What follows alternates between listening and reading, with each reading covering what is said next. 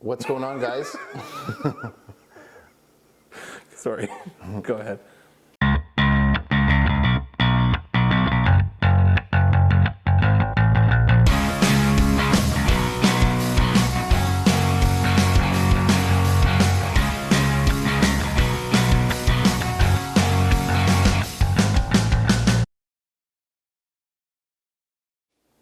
Hey, what's happening, guys? Welcome to our end of season review on the 2022 Mach Z. Really happy and excited that we were able to get one of these this year as everybody was having trouble. We got the first one basically that came into the dealership, probably one of the first that came into It was the first in the province. Yeah. And we had a blast with my dealer, Team Vincent Motorsports, so big shout out to them for getting me connected with this thing. And letting us build it in their showroom. Like, it was an unreal experience. Yeah, it was awesome. So we got a chance to put about 4,000 K on the Mach Z, and we just thought we'd spend a little bit of time talking about some of the things that we love about it, some of the things that we don't love about it.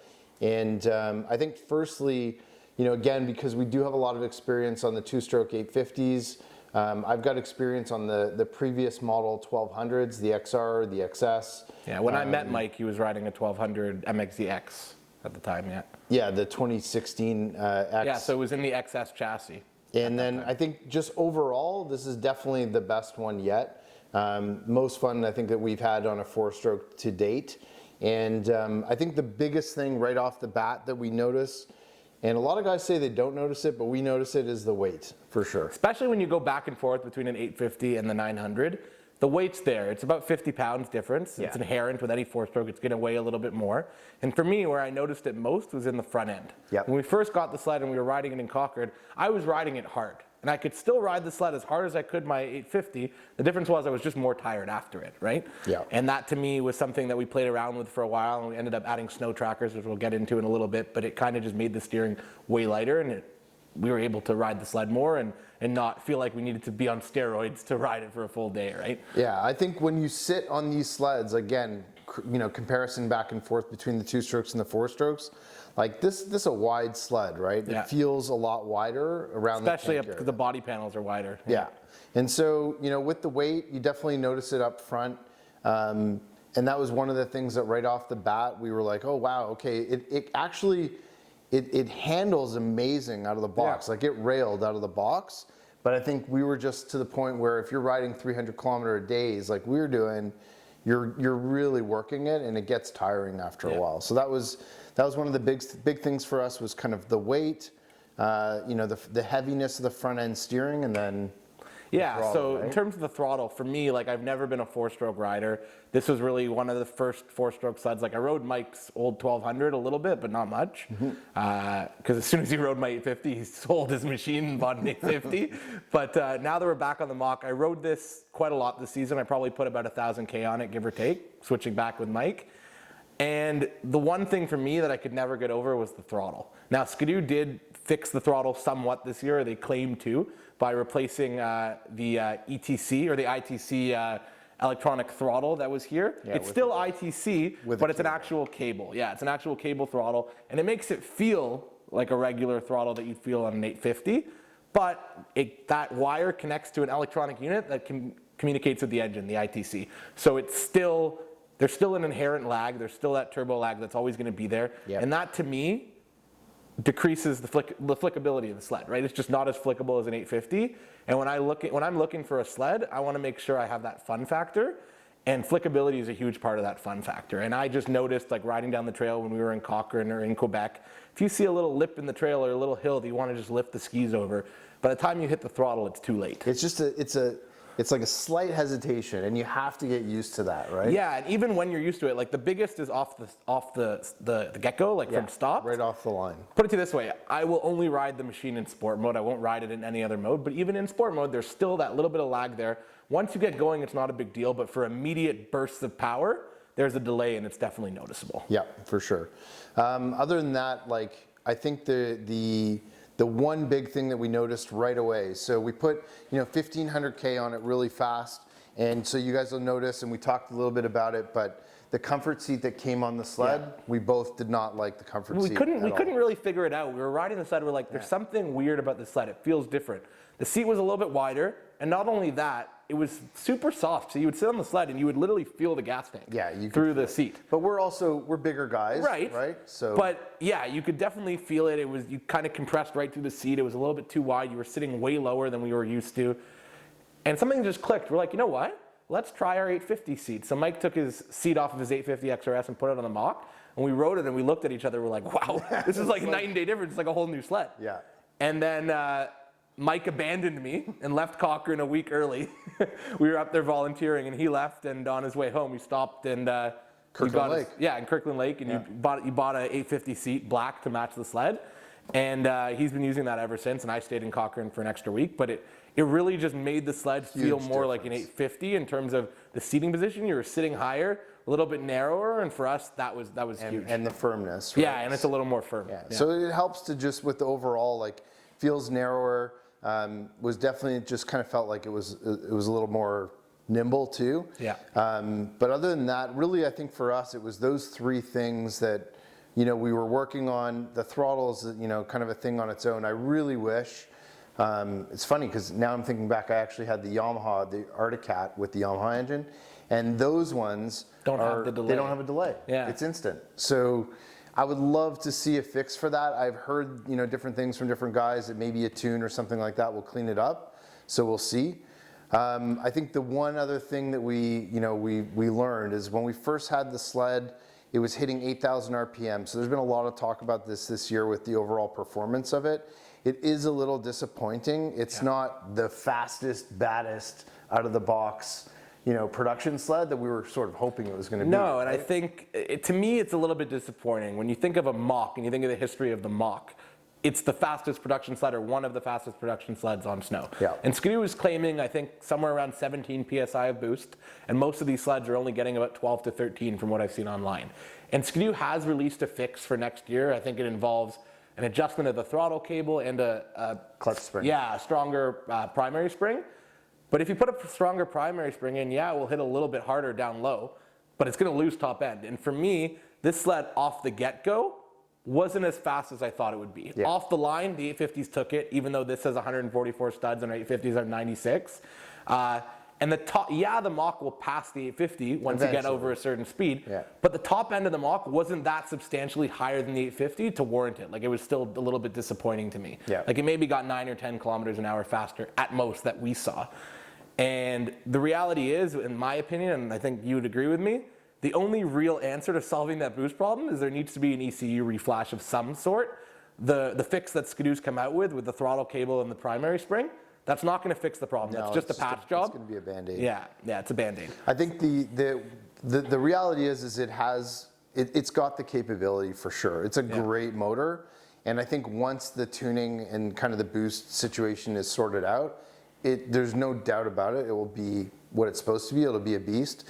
So we're kind of hoping, we're going to wait and see what happens over the summer, and if Ski-Doo issues an ECU update for it or whatever that fix is going to be to bring up the boost. There's some other things we can do as well to do some tuning on it. Yeah.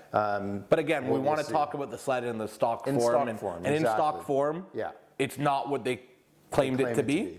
Yeah. And just another thing to add on the seat, because it was funny, I was just thinking about it. When we came back to Cochrane at the end of December to actually ride, Andrew, because his sled hadn't arrived, he was riding the Mach, and he said, I want the comfort seat, I want the comfort seat. So we put the comfort seat on, and he rode it all the way to Hearst and all the way back, and he wasn't a huge fan. And so we he rode the sled for 2 days. We got back to Cochrane, and that night I'm like, dude, you got to try the 850 seat on it. He's like, no, it's not going to make a difference. I'm like, dude, you got to try it. It was like 8 o'clock at night. We were ready to go for dinner. I basically had to put his jacket on for him and push him out the door. He went on the sled. He went 2 minutes down the trail. He came back. He's like, oh my God, it's like a whole different sled. It was crazy how much that changed. Yeah. And for me, again, as I said, I'm not a 4-stroke rider. I never have been. But the sled just sounds mean. When you let go of the throttle and you hear that, the turbos, the brrr, just sounds awesome. And for me, that's super cool as well. Definitely the best sounding sled for sure I've had. I think the overall performance of it for Quebec riding, and I think when we took it on the saddlebags, that's when I really, really started to love it. Yeah, that last day in Quebec when we had the bumpy trail. Yeah, and that was, I think for the guys that are doing the saddlebag trips, and even when we were up in northern Quebec, you see a lot of the sleds up there are 4-strokes now, and I just think it makes sense. The 4-strokes like that type of riding, right? Like they're in their peak, while the 850s or the 2-strokes are just absolutely screaming on those long hauls. The 850s up there on those big wide straights, they're working really hard. And the 900 engine is awesome for that kind of riding. Yeah, absolutely. Plus, you're not dealing with the oil, so that's the other. We make him carry our oil now because he doesn't have to carry oil for himself. So that was kind of nice this year, and just not having to deal with oil. It's really truly the gas and go type sled, and yeah, I mean for that kind of riding, it was awesome. I think. The last thing that we'll talk a little bit about is the Smart Shox, right? Yeah, but before we get to the Smart Shox, I just wanted to mention in terms of this sled, like to me, when it really clicked, like at the cottage in terms of the front end, before we get to the Smart Shox, when Mike put the trackers? Yeah, the snow trackers. When Mike put the snow trackers on his sled, it made the sled so much lighter. And at first I rode it, I'm like, oh my God, this is so light. And then I got on my 850, I'm like, okay, this is light. And then in Quebec, it was funny because Mike was telling me in our comms, he's like, you gotta ride the sled, it's so light, it's so light. And then we switched, and I'm like, yeah, it's lighter than it was, and it was way better, and I can actually ride the sled all day, no problem. But he got on the 850, he's like, no, this is light. So like, there's obviously a difference, there always is gonna be, because you have that extra 50 somewhat pounds up front. But the snow trackers, what you were saying, and I think I agree with you, it's a little bit of a sacrifice, right? Like on hard packed, the sled's on rails, it's unbelievable.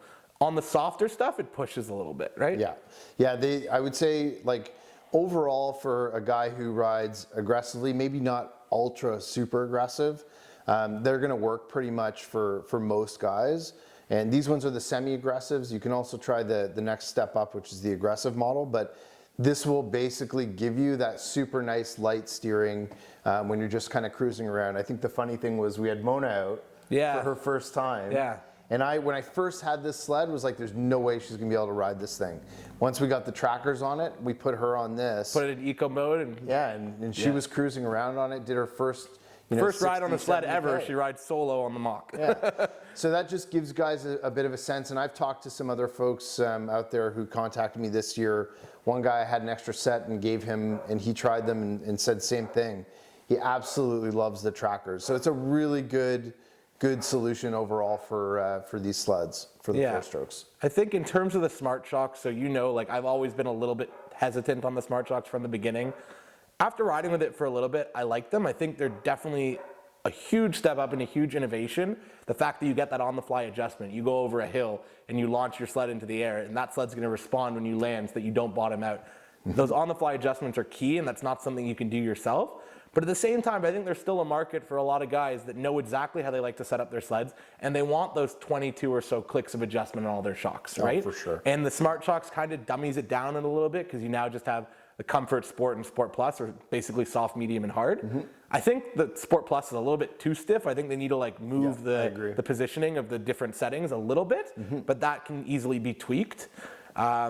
But yeah, when I rode it first, I didn't know how I felt about it. But then when you were in Quebec on that last day when it was super rough, I think that's when we really keyed into it. That was it. So because we'd ridden a lot of junked out trail before that. We were up in Cochrane. We did 1,500 of smooth, it was all smooth, perfect running. The last leg of our Quebec trip, he was flying up front on the 850, and we hit a really bad section of trail, and I was really trying hard to keep up. And that's when this thing, I kind of really said to myself, wow, it's working really well over the bumps. Bigger, heavier sled, you wouldn't expect it to. Didn't bottom out once. I ran it most of the year actually in sport mode. And the middle mode. It was incredibly capable over the bumps. Like I was really surprised. And that's kind of when I said, geez, like Smart Shox really, they're awesome. They work well, didn't bottom.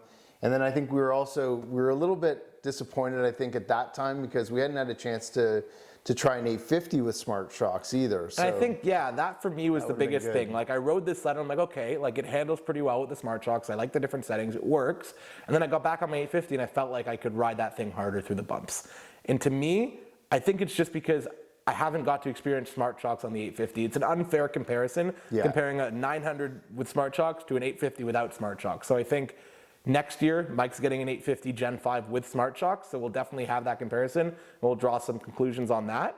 But as of now, I think it's a great system. I really do. Yep. I just think there can be a little bit of tweaking further down, and it has huge potential for, it has already revolutionized the industry, but to continue to revolutionize the industry in terms of a semi-active suspension. Yep, for sure. So overall, I will say it's one of my favorite looking sleds that Ski-Doo's put out. Yeah. Absolutely love it.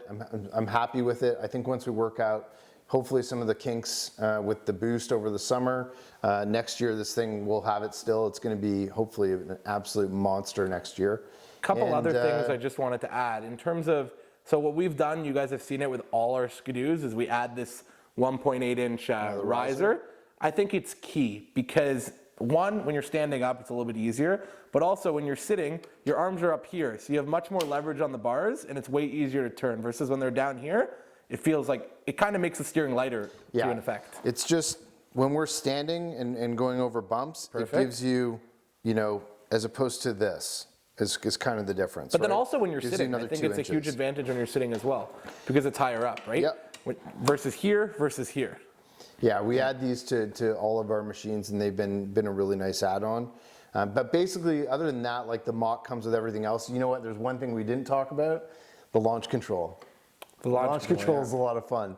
So we use that, when we get out on the lakes and we would try it and play around with it. It's definitely. And there was that one time, I forget where we were. I think we were in Quebec, where it just hooked up unbelievable. Yeah. It just like went. So when you do get good traction with these things, the launch mode's a lot of fun. It was a really cool thing to use. Yeah. The other thing, I know you were mentioning it. You were a little bit disappointed in the Mach not being exclusive to the 900. Yes, for sure.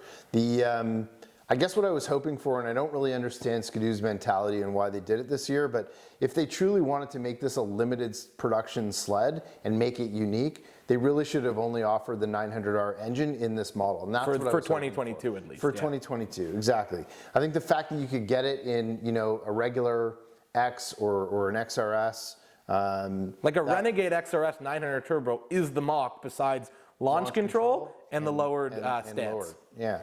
So I mean, other than that, basically the same thing, and that was a little disappointing because again, you're paying a premium for this machine. So that was a little bit disappointing. But again, it is what it is. They have their reasons from a marketing perspective as to why why they would do that.